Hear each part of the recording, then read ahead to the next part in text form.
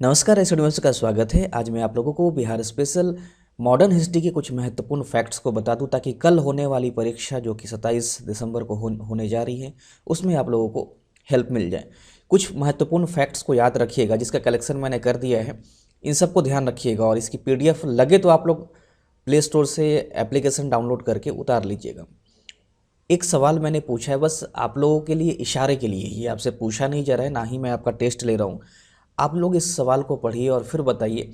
1916 के कांग्रेस के लखनऊ अधिवेशन में चंपारण के किसानों की समस्याओं के निदान के लिए एक समिति के गठन की बात किसने की थी या किसने एक प्रस्ताव प्रस्तुत किया था? सही जवाब बताना है आपको। ठीक है, इसका सही जवाब हो जाएगा ऑप्शन बी। अब थोड़ा सा ध्यान रखिएगा, यही वजह कि आज इशारा करने का ही दिन है ताकि आप लोग गलतियों से बच जाइए। ये सब आज ही करना उचित था डिस्कशन, कल हो जाता तो अच्छा होता लेकिन नहीं हो पाया। खैर, 1916 के कांग्रेस का जो लखनऊ अधिवेशन था उसको समझिएगा। यहाँ पे आपको कहाँ पे सतर्कता बरतनी है।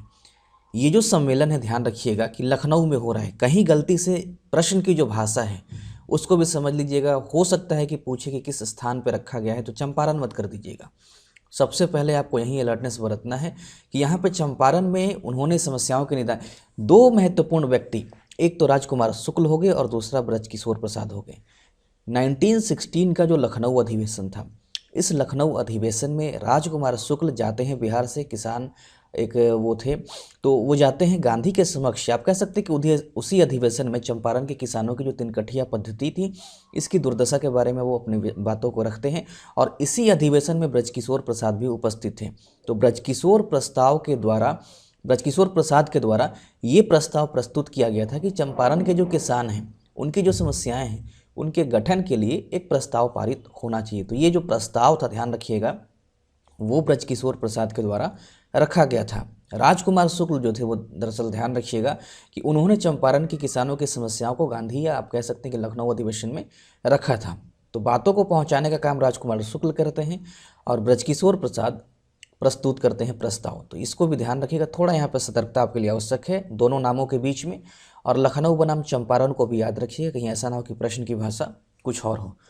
एक सवाल आपसे पूछा गया कि महात्मा गांधी चंपारण कब पहुंचे थे? सही जवाब बताइए। जो 1916 का जो मीटिंग हो गया था, अब ध्यान रखिएगा, कांग्रेस का हर मीटिंग दिसंबर महीने में होता है।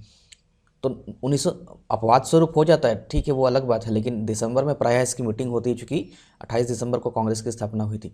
1916 का जो साल है वो ध्यान रखिएगा दिसंबर का महीना था। और ध्यान रखिएगा फिर, चूंकि चंपारण पहुंचने की बात है तो 16 मत याद रखिएगा, 17 साल बीत गया है, तो 1917 में पहुंचे थे। लेकिन चंपारण को ध्यान रखिएगा कि 15 अप्रैल को वो चंपारण पहुंचे थे। 10 अप्रैल को गांधी पटना पहुंचते हैं, पटना से फिर वो मुजफ्फरपुर होते चंपारण के प्रस्थान करते हैं। तो चंपारण पहुंचने की जो तिथि है वो भी आपको याद रखना है, 15 अप्रैल 1917 को। ये भी एक इम्पॉर्टेंट पॉइंट है, मुझे लगता है कि 66वीं के लिए आप लोगों को काम आ जाएगा और हमें नहीं लगता कि आप कल तक इसको भूल पाएंगे। तो 15 अप्रैल का वो डेट है।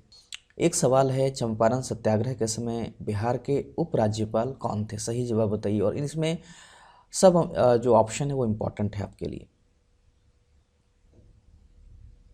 इस प्रश्न का सही जवाब है ऑप्शन डी, एडवर्ड गेट को याद रखिएगा। अब ध्यान रखिएगा, विलियम टेलर को ध्यान रखिएगा। ये नाम 1857 का, जो 1857 की क्रांति है उसमें बिहार के देखिएगा तो पटना में जब क्रांति फैली थी, तो पटना में इस क्रांति के समय जो पीर अली नेता थे, और उसी समय ये पटना के कमिश्नर विलियम टेलर थे। इनका भी नाम याद रखिएगा। हो सकता है पूछे 1857 के समय पटना के कमिश्नर कौन थे, तो टेलर थे।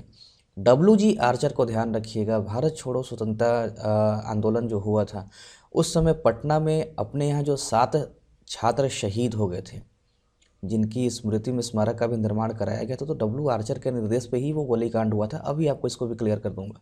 एडवर्ड गेट को याद रखिएगा, वो इस समय चंपारण सत्याग्रह के समय बिहार के उपराज्यपाल थे। कहने का मतलब आपको तीनों ऑप्शन क्लियर हो गया होगा, तीनों फैक्ट याद हो गया होगा। ठीक है, 26 का डेट है और ये डेट भी इंपॉर्टेंट है कि मान लीजिए कि इस वीडियो से 50 फैक्ट आपको याद हो जाएगा, कोई बात नहीं है, 50 में 10 भूल भी जाइएगा, कोई दिक्कत नहीं है। किसान सभा का गठन किया गया था, ये किसान सभा लगातार पूछा जाता है और किसान सभा में कन्फ्यूजन की स्थिति रहती है, इसलिए इस सवाल को पूछा भी गया है। तो इस सभी ऑप्शन में ध्यान रखिएगा, किसान सभा का जो गठन किया गया था आप लोग बना लीजिएगा। तो इसमें ए और बी दोनों ऑप्शन रहेगा, शाह मोहम्मद जुबैर और श्री कृष्ण सिंह, इन दोनों के द्वारा किसान सभा का गठन किया गया था। अब ध्यान रखिएगा कि किसान सभा को लेकर के जो कन्फ्यूजन होता है वो 3 स्थानों पे होगा। पहला मुंगेर को लेकर के, अगर आपसे सवाल पूछा जाए मुंगेर को लेके, अगर आपसे सवाल पूछा जाए बिहटा को लेकर के, अगर आपसे सवाल पूछा जाए लखनऊ को लेकर के, तो इन तीनों नामों में थोड़ा बहुत सतर्कता बरतिएगा। अब बात करते हैं मुंगेर से। अगर सवाल मुंगेर पे रहे कि बिहार में या मुंगेर में किसान सभा का गठन किसके द्वारा किया गया था, तो पहली बार 1922 का वो समय था जब 2 लोग यानी कि शाह मोहम्मद जुबैर और श्री कृष्ण सिंह के द्वारा ये किसान सभा का गठन होता है। अपना मुंगेर को याद रखिएगा। उसके बाद 4 मार्च 1928 को बिहटा में स्वामी सहजानंद सरस्वती ने एक औपचारिक फॉर्मल तरीके से किसान सभा की स्थापना वो कर देते हैं। और 1929 का जो समय था, मतलब 1 साल के बाद, आप ध्यान रखिएगा कि 1 साल के बाद सोनपुर में बिहार प्रांतीय किसान सभा की स्थापना होती है। यहाँ पे बिहार प्रांतीय हो जाता है, वो ध्यान रखिएगा, किसान सभा है तो, लेकिन नाम जो जुड़ा है बिहार प्रांतीय किसान सभा की स्थापना की थी। स्वामी सहजानंद इसके अध्यक्ष और श्री कृष्ण सिंह हैं उनके सचिव बन जाते हैं। अगर आपसे सवाल पूछेगा कि बिहार प्रांतीय किसान सभा की स्थापना कब हुई थी, तब तो ये 1929 का ये समय हो जाएगा। तो ये भी ध्यान रखिएगा, बिहार किसान सभा और बिहार प्रांतीय किसान सभा इन दोनों में अंतर है। तो सोनपुर में यानी कि पटना में बिहार प्रांतीय किसान सभा की स्थापना हुई थी। सहजानंद इसके अध्यक्ष और श्री कृष्ण सिंह इसके सचिव बन जाते हैं।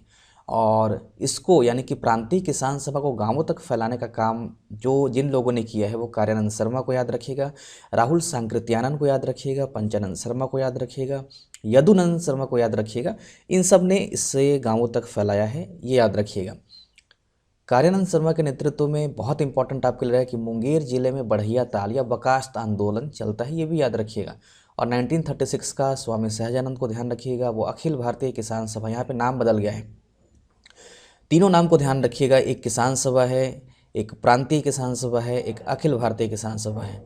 तो इन तीनों को भी याद रखिएगा। मुझे लगता है कि किसान सभा को लेकर के आपका कन्फ्यूजन दूर हो गया होगा। तो एकदम बढ़िया से याद रखिएगा, एक तो किसान सभा बिहटा वाला है, मुंगेर वाला है, एक बिहार प्रांतीय किसान सभा पटना वाला हो गया है, और एक लखनऊ वाला जो है अखिल भारतीय किसान सभा 1936 का है, जो कि प्रोफेसर NG रंगा इसके सचिव बन जाते हैं। तो इसको भी याद रखिएगा, इंपॉर्टेंट फैक्ट आपके लिए रहेगा। कुछ मजदूर आंदोलन को लेकर सवाल बन सकते हैं। तो जमशेदपुर तब बिहार में ही था लेकिन वर्तमान में झारखंड में है, जमालपुर यानी कि मुंगेर में। तो इन दोनों जगहों पे मजदूरों की हड़ताल हुई थी 1919 में, दिसंबर 1919 का वो समय था जब मजदूरों की हड़ताल होती है। 2 लोगों का नाम खूब बढ़िया से याद रखिएगा। जमशेदपुर वर्क्स एसोसिएशन की स्थापना किसके द्वारा हुई थी? SN हलधर और व्योमकेश चक्रवर्ती। तो व्योमकेश चक्रवर्ती को याद रखिएगा, उनके नेतृत्व में जमशेदपुर वर्क्स एसोसिएशन की स्थापना हुई थी। बहुत इंपॉर्टेंट फैक्ट आपके लिए रहेगा। और मजदूर आंदोलन के नेताओं के बारे में ऑप्शन E को बहुत बढ़िया से याद रखिएगा। तो मजदूर आंदोलन के नेताओं में सुभाष चंद्र बोस भी थे, आपको याद होना चाहिए, अब्दुल बारी थे, जयप्रकाश नारायण थे, योगेंद्र शुक्ल थे, बसावन सिंह थे, ब्रिजनंदन शर्मा और बालेश्वर सिंह। तो इन सबको याद रखिएगा अगर आपसे पूछेगा तो। खैर अभी मैं आपको इसको तुरंत रिवीजन भी करा दूंगा ताकि आपको एकदम कल तक के लिए फिक्स रहेगा ये डेटा, घबराना नहीं है। एक राउंड लगाइए फिर जल्दी ही इस PDF को पढ़ लीजिएगा सारा। मेरे कहने का मतलब अगर 100 फैक्ट है उसमें से आपको 50 फैक्ट भी याद हो गया, बहुत याद हो गया आपको। फिर 1929 में झरिया में, ध्यान रखिएगा, भारतीय ट्रेड यूनियन कांग्रेस का अधिवेशन होता है और पंडित जवाहरलाल नेहरू को आगामी अध्यक्ष चुना गया। बहुत इंपॉर्टेंट फैक्ट आपके लिए हो जाएगा कि बिहार में हुए भारतीय ट्रेड यूनियन कांग्रेस के किस अधिवेशन में जवाहरलाल नेहरू को अध्यक्ष चुना जाता है। तो झरिया को याद रखिएगा। और ये 1929 का समय, क्योंकि 1930 में ध्यान रखिएगा कि कांग्रेस का कोई अधिवेशन नहीं होता है। 1930 में कांग्रेस का अधिवेशन कोई नहीं होता है। बहुत इंपॉर्टेंट फैक्ट आपके लिए रहेगा कि 1935 में जो भारत सरकार अधिनियम पारित होता है उस समय भी कांग्रेस का कोई अधिवेशन नहीं होता है। तो ये दोनों साल एकदम याद रखिएगा, 1930 का, 1935 का, इस समय कांग्रेस का कोई अधिवेशन नहीं होता है। तो 1929 1 साल पहले वाला जो अधिवेशन है वो पंडित जवाहरलाल नेहरू करते हैं। और झरिया को ध्यान रखिएगा, भारतीय ट्रेड यूनियन कांग्रेस का अधिवेशन होता है, उसी में इनको अध्यक्ष चुन लिया जाता है। 1937 से 39 के बीच भी बहुत इंपॉर्टेंट रहेगा। जमशेदपुर में दिए गए भाषण की वजह से जयप्रकाश नारायण को गिरफ्तार किया गया था, 9 महीने की सजा दी थी। आपसे ये सवाल पूछा जा सकता है कि जयप्रकाश नारायण को किस स्थान पर दिए गए भाषणों की वजह से उनको गिरफ्तार किया गया था या सजा दी गई थी या जेल भेजा गया था। तो जमशेदपुर को आप लोग याद रखिएगा, कहीं भी इसमें पटना नहीं है, जहानाबाद नहीं है, गया नहीं है, मुजफ्फरपुर नहीं है, जमशेदपुर आपके लिए इम्पॉर्टेंट रहेगा। तो इन दोनों को भी याद रखिएगा, बहुत इंपॉर्टेंट फैक्ट आपके लिए रहेगा। एक सवाल, पटना युवक संघ की स्थापना कब हुई थी, आप लोग बताइएगा। तो पटना युवक संघ को भी याद रखिएगा, 1927 में हुआ था। मुझे लगता है कि अगर आप किसान सभा को देखिएगा, 1922 वाला, 1928 वाला, 1936 वाला, तो ये भी डेटा याद रहेगा 1927 वाला। और 1927 का जो समय है वो बहुत इंपॉर्टेंट है, तो इसको भी ध्यान रखिएगा। 1927 में पटना युवक संघ की स्थापना हो गई थी और 1929 तक इसकी शाखा बिहार के अनेक नगरों में स्थापित हो गई थी। और खिलाफत आंदोलन को भी ध्यान रखिएगा, मौलाना मजहरुल हक और हसन इमाम का महत्वपूर्ण योगदान था। एक बात और भी ध्यान रखिएगा कि होम रूल लीग को बिहार में प्रसारित करने का जो श्रेय है मौलाना मजहरुल हक को भी जाता है। तो कुल मिला के होम रूल के संदर्भ में भी ध्यान रखिएगा। तो होम रूल जो कि अगर आप देखें तो श्रीमती जो एनी बेसेंट थी उनका केंद्र था, यानी कि आप कह सकते हैं कि वो मद्रास था। तिलक का पुणे था। और बिहार में फिर किसका था, सवाल पूछा जा सकता है। तो मौलाना मजहरुल हक को याद रखिएगा। हसन इमाम और मजहरुल हक का खिलाफत आंदोलन में बहुत ज़्यादा योगदान था। तो इन दोनों को भी याद रखिएगा ताकि आपसे सवाल न छूटे। असहयोग आंदोलन के क्रम में निम्नलिखित में से किसने विधायिका के चुनाव से अपनी उम्मीदवारी वापस ले ली थी। बहुत इंपॉर्टेंट सवाल है और ये इसका ऑप्शन भी बहुत इंपॉर्टेंट है। सही ऑप्शन है ई। तो अगर आपसे सवाल बीपीएससी ई को लेके पूछेगी तो इन चारों को याद रख लीजिए। मजहरुल हक को असहयोग आंदोलन, खिलाफत आंदोलन, होम रूल के संदर्भ में याद रखिएगा। वकील थे डॉक्टर राजेंद्र प्रसाद, वकील थे ब्रजकिशोर प्रसाद, मोहम्मद शफी। इन चारों ने विधायिका के चुनाव से, अगर चुनाव शब्द की चर्चा रहेगी तो इन चारों को याद रखिएगा, आपके लिए बहुत इंपॉर्टेंट फैक्ट हो जाएगा ई ऑप्शन को पकड़ने के लिए। अगर आपको ये फैक्ट याद होगा तो ठीक है, बहुत सिंपल इसमें है। ब्रजकिशोर प्रसाद, मोहम्मद शफी, डॉक्टर राजेंद्र प्रसाद और मजहरुल हक, इन लोगों ने विधायिका के चुनाव से अपनी उम्मीदवारी को वापस ले ली थी। बिहार विद्यापीठ की स्थापना इसलिए इम्पॉर्टेंट रहेगा कि इसका जो इस समय गांधी बहुत सक्रिय हो गए थे और गांधी सक्रिय होने के कारण जो अंग्रेजी शिक्षा या अंग्रेजी स्कूल थे उसको लोग छोड़े और बिहार विद्यापीठ की स्थापना होती है। गुजरात विद्यापीठ की स्थापना होती है, काशी विद्यापीठ की स्थापना होती है। इन तीनों में बिहार विद्यापीठ की स्थापना काफ़ी, जो हालत है वो काफ़ी खस्ता है फिलहाल, लेकिन फिर भी इसकी स्थापना कब की गई थी तो असहयोग आंदोलन के दरमियान 6 फरवरी 1921 को किया गया था। ये भी बहुत इंपॉर्टेंट रहेगा। बिहार विद्यापीठ की स्थापना की डेट को याद रखिएगा 19, चूँकि 5 फरवरी 1922 को चौरा चौरी कांड हो जाता है, उससे एक साल पहले का डेट है 6 फरवरी। तो 5 फरवरी को चौरा चौरी कांड होता है और 6 फरवरी को ध्यान रखिएगा एक साल पहले बिहार विद्यापीठ यानी कि राष्ट्रीय स्कूल की स्थापना की गई थी और इसमें राष्ट्रीय शिक्षा दी जाती थी। इसको भी ध्यान रखिए, चूँकि असहयोग आंदोलन के दरमियान लोगों से अपील किया गया था कि वो अंग्रेजों के द्वारा संचालित स्कूलों को छोड़े और राष्ट्रीय शिक्षा को अपना लें। तो इस कारण से जो वकील थे अदालत का बहिष्कार करते हैं, विद्यार्थी स्कूल कॉलेज को छोड़ देते हैं, महिलाएं चरखा चलाना शुरू कर देती है, विदेशी कपड़ों का बहिष्कार होता है। इस कारण से एक स्कूल की स्थापना को भी आपको फैक्ट के रूप में याद रखना है 6 फरवरी 1921 को। उसके बाद बिहार विद्यापीठ के संदर्भ में 2-3 इंपॉर्टेंट फैक्ट आपके लिए रहेगा। एक तो मजहरुल हक, ब्रजकिशोर प्रसाद और राजेंद्र प्रसाद, यानी इसका मतलब क्या हो गया कि देश के प्रथम राष्ट्रपति राजेंद्र प्रसाद वो प्रिंसिपल बनते हैं, ठीक है। और इससे ऊपर का जो पोस्ट है ब्रजकिशोर प्रसाद को जाता है। वो ब्रजकिशोर प्रसाद जो 1916 के लखनऊ अधिवेशन में चंपारण के किसानों की समस्याओं की जाँच के लिए एक कमेटी की बात करते हैं। मजहरुल हक जो कि होम रूल में भी काफ़ी सक्रिय थे, खिलाफत असहयोग को ध्यान रखिएगा, इसके चांसलर बनते हैं। तो यहाँ पे जो ऊपर का पोस्ट है वो मजहरुल हक होते हैं, बीच वाले ब्रजकिशोर प्रसाद, सबसे बॉटम वाले राजेंद्र प्रसाद। तो इन तीनों को इस क्रम में याद रखिएगा। तो चांसलर का मतलब कुलपति, कुलाधिपति इसको कह सकते हैं। उप कुलपति या कुलपति ब्रजकिशोर प्रसाद हो जाते हैं और डॉक्टर राजेंद्र प्रसाद जो है वो प्रिंसिपल बनते हैं। इसको याद रखिएगा, तीनों डेटा आपके लिए इंपॉर्टेंट है। और बाद में फिर ध्यान रखिएगा कि सदाकत आश्रम की भी स्थापना की जाती है मजहरुल हक के द्वारा दीघा में, और वहीं से मदरलैंड नामक जो अखबार है वो निकलता है, जिसका मतलब होता है कि इस अखबार के माध्यम से राष्ट्रीय चेतना को जगाना, हिंदू मुस्लिम एकता की बात करना और अंग्रेजों के खिलाफ एक वातावरण बनाना, ये काम मजहरुल हक के द्वारा 1921 में 30 सितंबर 1921 को द मदरलैंड नामक जो अखबार है उसका प्रकाशन मजहरुल हक के द्वारा किया था। बहुत इंपॉर्टेंट फैक्ट आपके लिए रहेगा। उसके बाद असहयोग आंदोलन का सबसे ज़्यादा प्रभाव, आप कह सकते हैं कि बिहार में असहयोग आंदोलन का जो केंद्र था वो पटना में था। उसके बाद मुजफ्फरपुर, शाहाबाद, पूर्णिया, बहुत जगहों पे था, लेकिन केंद्र जो था वो पटना था। इन तीनों जगहों पे जिलों में सबसे ज़्यादा असहयोग का प्रभाव पड़ा था। कुछ और इम्पॉर्टेंट फैक्ट स्वराज्य पार्टी को लेकर के हैं कि स्वराज्य पार्टी की स्थापना बिहार में कब हुई थी, तो उसी समय हुई थी 1923 में। दरअसल स्वराज्य पार्टी की स्थापना के पीछे दो वजह थी। एक तो गांधी जी के अचानक से असहयोग आंदोलन को समाप्त कर देना, और दूसरा विधायिका के चुनाव में प्रवेश करना चाहते थे मोतीलाल नेहरू और चित्तरंजन दास। जो कि चित्तरंजन दास थे वो 1922 के गया अधिवेशन में कि उसकी अध्यक्षता करते हैं और वहीं पे अपनी बातों को रखते हैं कि हाँ, विधायिका में हमें प्रवेश करना चाहिए। बाद में कांग्रेस कार्य समिति की जो थी वो इस बात को नहीं मानती, इस कारण चित्तरंजन दास जो थे वो अध्यक्ष पद से इस्तीफा भी देते हैं गया वाले में। तो इसको ध्यान रखिएगा। स्वराज्य पार्टी की स्थापना 1923 में बिहार में हुई थी।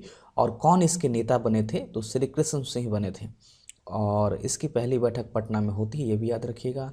अनुग्रह नारायण सिन्हा को याद रखिएगा, जिनका भी centre Bihar public service commission 66वीं बीपीएससी का जिनका सेंटर एन कॉलेज में पड़ा है, वो ध्यान रखिएगा। वो अनुग्रह नारायण सिन्हा बिहार में साइमन कमीशन का बहिष्कार वो करते हैं। अगर आपसे पूछे कि इसका लीड कौन किया था, तो अनुग्रह नारायण सिन्हा, जिनका भी सेंटर है एन कॉलेज, वो एकदम ध्यान रखिएगा। उस व्यक्ति के नाम के आगे साइमन कमीशन को जोड़ दीजिएगा, उनके नेतृत्व में बहिष्कार किया गया था। बिहार सोशलिस्ट पार्टी की स्थापना 1931 में गंगा शरण सिन्हा, रामवृक्ष बेनीपुरी, रामानंद सिन्हा, हो सकता है इस नाम को आप भूल जाइए कल तक, लेकिन फिर भी ध्यान रखिएगा सोशलिस्ट पार्टी की स्थापना 1931 में होती है। और इसको इसलिए फिट कर दीजिए, 1931 का जो कराची अधिवेशन होता है उसकी अध्यक्षता सरदार वल्लभ भाई पटेल करते हैं, और उसी पटेल जी के आप जो वर्ष है उससे फिट कर दीजिए इसको। उसी वर्ष बिहार में बिहार सोशलिस्ट पार्टी की स्थापना होती है। पटना में गंगा नदी है तो गंगा शरण सिन्हा हो गए, रामवृक्ष बेनीपुरी हैं और रामानंद मिश्र हैं, तो इन तीनों को भी याद रखिएगा तो काम आपका बन जाएगा। इसको याद रखिएगा, बहुत इंपॉर्टेंट फैक्ट आपके लिए रहेगा। तो ये वैसे भी आपको याद होना चाहिए कि 1931 का जो साल था वो दरअसल ध्यान रखिएगा कि ये पटेल तो करते हैं, लेकिन इसी अधिवेशन से 6 दिन पहले ध्यान रखिएगा 23 मार्च 1931 को ही भगत सिंह, राजगुरु और सुखदेव को फांसी की सज़ा दी जाती है, और 29 मार्च को यह अधिवेशन होता है। तो 6 दिन का फासला है। तो तीनों लोगों का नाम भगत सिंह, राजगुरु, सुखदेव, यहाँ भी 3 नाम आ जाते हैं, गंगा शरण सिन्हा, रामवृक्ष बेनीपुरी और रामानंद मिश्रा। मुझे लगता है कि इस कोड पे आप लोगों को थोड़ा बहुत भी याद हो जाएगा तो बात बन जाएगी। भगत सिंह, गंगा शरण नदी, ठीक है, आप इस तरीके से कर लीजिएगा। बहुत इंपॉर्टेंट फैक्ट ये दोनों हैं। 1934 में बिहार सोशलिस्ट पार्टी की औपचारिक स्थापना होती है। ये जो है स्थापित कर दिया गया था, लेकिन एक होता है कि फॉर्मल तरीके से, विधिवत तरीके से वो किया जाए, तो इसमें ध्यान रखिएगा। अब औपचारिक स्थापना 1934 में हो जाती है। आचार्य नरेंद्र देव अध्यक्ष बनते हैं, जयप्रकाश नारायण इसके सचिव बनते हैं। अब आपको ध्यान रखना है कि अगर सोशलिस्ट पार्टी की स्थापना की बात की जाएगी तो यहाँ पे किसान आंदोलन के नेता का नाम नहीं याद रखना है। ऐसा ना हो कि आप लोग सहजानंद पर टिक लगा दीजिए, नहीं, यहाँ सोशलिस्ट की बात की गई है। तो जो समाजवादी हैं उनका नाम याद रखिएगा, आचार्य नरेंद्र देव और जयप्रकाश नारायण इसके सचिव बनते हैं, इसके अध्यक्ष बनते हैं आचार्य नरेंद्र देव। कहीं से भी यहाँ पे आप लोग सच्चिदानंद सिन्हा मत कर दीजिएगा, स्वामी सहजानंद सरस्वती मत कर दीजिएगा, उनको किसान वाले में लगाइएगा। बिहार के दरभंगा निवासी, इसलिए आपको पीले रंग से भी और लाल रंग से भी अंडरलाइन कर दिया गया कि बहुत इंपॉर्टेंट रहेगा कि दांडी यात्रा के समय महात्मा गांधी का जो था, यानी कि नमक सत्याग्रह जो हुआ था, उसमें बिहार का जो व्यक्ति शामिल था या उनके साथ था वो थे गिरवरधारी चौधरी। बहुत इंपॉर्टेंट फैक्ट, अगर आपको पता याद रहेगा कि 12 मार्च 1930 को उनकी यात्रा प्रारंभ हुई थी और 5 अप्रैल को वो दांडी पहुँच गए थे। तो उसी 78 व्यक्तियों के साथ जो यात्रा जिनके साथ उन्होंने किया था, उसमें एक व्यक्ति बिहार के थे जिनका नाम था गिरवरधारी चौधरी। बहुत इंपॉर्टेंट फैक्ट, बिहार में नमक सत्याग्रह का प्रारंभ कब हुआ था? 15 अप्रैल 1930 को चंपारण और सारण जिलों में। देखिए, गांधी इसी तारीख को पहुंचते हैं, तो दोनों फैक्ट आपको याद रहेगा कि 15 अप्रैल को चंपारण और सारण जिले से शुरुआत कर दी गई थी। हालांकि पटना में मंगल तालाब के पास बनाया गया था, लेकिन चंपारण और सारण जिलों से ही शुरू किया गया था। नमकीन मिट्टी को पानी में घोला गया, पानी नमकीन हो गया, इसको वाष्पीकृत करके उड़ा दिया गया, जो नमक बना। तो ध्यान रखिएगा, ये सब जो परंपरागत विधि है उस तरीके से नमकीन मिट्टी से नमक बनाया गया है। डेट आपको याद रखना है 15 अप्रैल 1930 को। बहुत इंपॉर्टेंट सविनय अवज्ञा आंदोलन को लेकर के सवाल पूछा जा सकता है कि जगत नारायण लाल कहाँ पे सक्रिय थे। तो जिन जिन जगहों पे जो नेता सक्रिय थे वो याद रखें। हो सकता है कि कोई सूचना आपसे निकल जाए, उसके लिए चिंता नहीं करनी है। आप लोग जितना आपके दिमाग में रहे वही याद रखना है। बात होगी सविनय अवज्ञा आंदोलन की। पटना में जो सक्रिय थे वो जगत नारायण लाल हो गए। चूँकि अगर आप फ्रेजर रोड देखेंगे तो वहाँ पे जगत ट्रेड सेंटर भी है, तो पटना में जो सक्रिय थे वो जगत जी थे। सारण में गिरीश तिवारी को याद रखिएगा, चंद्रिका सिंह वहीं पर सक्रिय थे। मुजफ्फरपुर में रामदयालु सिंह, रामानंदन सिंह। मुंगेर में उनका बेल्ट है या आप उनका क्षेत्र है श्री कृष्ण सिंह का, तो ये भी याद रखिएगा। दरभंगा में सत्यनारायण सिन्हा। अब आप यहाँ पर ध्यान रखिएगा, हमें नहीं लगता है कि आप लोग दरभंगा में जगत नारायण लाल को लगा दीजिएगा। पटना में आपको याद हो गया होगा जगत नारायण लाल। सारण में गिरीश तिवारी, चंद्रिका सिंह, तो सारण को भी याद कर लीजिएगा। जो भी आपको अगर कहीं से कोड फिट हो तो इसको याद कीजिए। मुजफ्फरपुर में रामदयालु सिंह थे, रामनंदन सिंह थे। मुंगेर तो बहुत आपको याद रहेगा। दरभंगा आपको सत्यनारायण याद रहेगा। यहाँ पर सच्चिदानंद सिन्हा नहीं है, सत्यनारायण सिन्हा को याद रखिएगा दरभंगा वाले में। नखास पिंड को समझिएगा। नखास पिंड भी आप कह सकते हैं कि सविनय अवज्ञा आंदोलन के दरमियान नमक कानून को भंग करने का एक स्थान रहा है।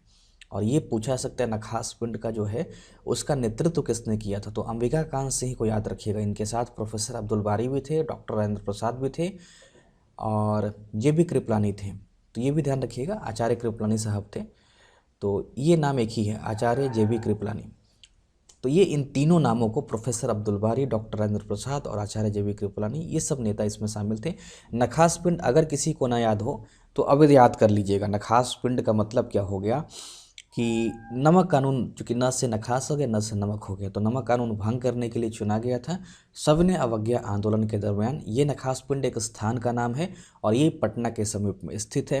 अंबिका कांत सिंह को याद रखिएगा, उनके नेतृत्व में लोगों ने नमक कानून को भंग किया। प्रोफेसर अब्दुल बारी, डॉक्टर राजेंद्र प्रसाद, आचार्य JB कृपलानी इत्यादि इसी आंदोलन में शामिल थे।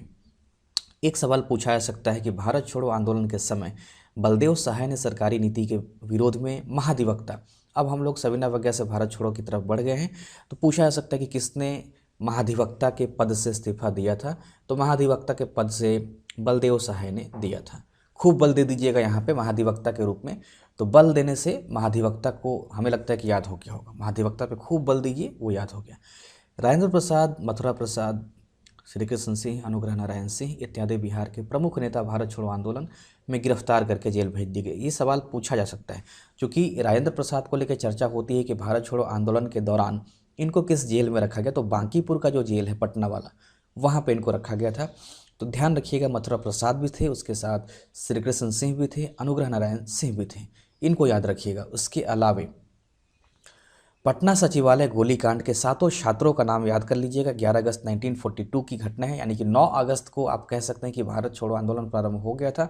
2 दिनों के बाद ध्यान रखिएगा 11 अगस्त 1942 को ये घटना घट गई, यानी कि तत्कालीन WG आर्चर को याद रखिएगा। हमने आपको टेलर का नाम बताया, हमने आपको एडवर्ड गेट का नाम बताया, तो उस हिसाब से ये भी आपको याद हो गया होगा। और आज़ादी के बाद इनके शहीद वाले जगह पे स्मारक का यानी कि शिलान्यास किया गया, पत्थर रख दिया गया था जयराम दौलत राम, और अंतिम रूप से उद्घाटन जो था, यानी प्रतिमा बन जाने के बाद जो उद्घाटन किया, चूँकि उस समय डॉक्टर राजेंद्र प्रसाद राष्ट्रपति थे, तो 1956 में, यानी कि जिस समय राज्य पुनर्गठन आयोग आप कह सकते हैं कि राज्यों का पुनर्गठन किया गया, उसी साल ध्यान रखिएगा कि राजेंद्र प्रसाद इसका अनावरण करते हैं, उद्घाटन कर देते हैं। कुल मिला के दोनों का नाम आपको याद हो गया होगा। 7 शहीद का नाम याद कीजिए। अब ध्यान रखिए अंतिम आपके लिए है, तो रामानंद सिंह कहाँ पे सक्रिय थे, तो पटना में थे। 2 पटना के सक्रिय थे, एक राम राम करते रहिएगा, हो गया काम। 2 छात्र जो पटना के शहीद थे, मुझे लगता है कि राम राम कर दीजिएगा, पटना आपको याद हो गया। उमाकांत प्रसाद सिन्हा सारण से और राजेंद्र सिंह सारण से थे। तो हमें लगता है कि अगर आपको 2 भी याद रहेगा तो भी आपके लिए पर्याप्त रहेगा, आप लोग टिक लगा दीजिएगा कि हाँ ठीक है। सतीश प्रसाद झा भागलपुर से थे, जगपति कुमार औरंगाबाद से। तो जगपति कुमार आपको औरंगाबाद के रूप में याद रखना है, जिनका सेंटर औरंगाबाद पड़ा है वो जग लेके बैठे रहिएगा, ध्यान रखिएगा। देवीपत चौधरी को याद रखिएगा, जमालपुर को याद रखिएगा, राजेंद्र सिंह सारण, सतीश प्रसाद झा भागलपुर। एक नज़र डाल दीजिए, आपको 3-4 भी याद रहेगा, काफ़ी रहेगा BPSC के ऑप्शंस को पकड़ने के लिए। तो कुल मिला के जो फैक्ट है वो मैंने रखने की कोशिश की है। अंतिम का ये तीनों याद कर लीजिएगा, 1912 का 27वां अधिवेशन, 38वां और ये 40वां, बहुत इंपॉर्टेंट आपके लिए हो जाएगा कि भारतीय राष्ट्रीय कांग्रेस के तीनों अधिवेशन जो तत्कालीन बिहार में हुआ था, वर्तमान बिहार में देखा जाए तो सिर्फ 2 ही होगा, 27वां और 38वां, लेकिन तब झारखंड भी बिहार का हिस्सा था, जहाँ पर 53rd वाला हुआ था। तो 53rd को इसलिए याद कीजिएगा कि 53rd में ही आप ध्यान रखिएगा कि एक चार्टर एक्ट आया था 53 वाला कंपनी का, वो भी आपको याद रहेगा। तो 1940 का समय रामगढ़ का है, वर्तमान झारखंड का। मौलाना अबुल कलाम आज़ाद इसकी अध्यक्षता कर रहे थे।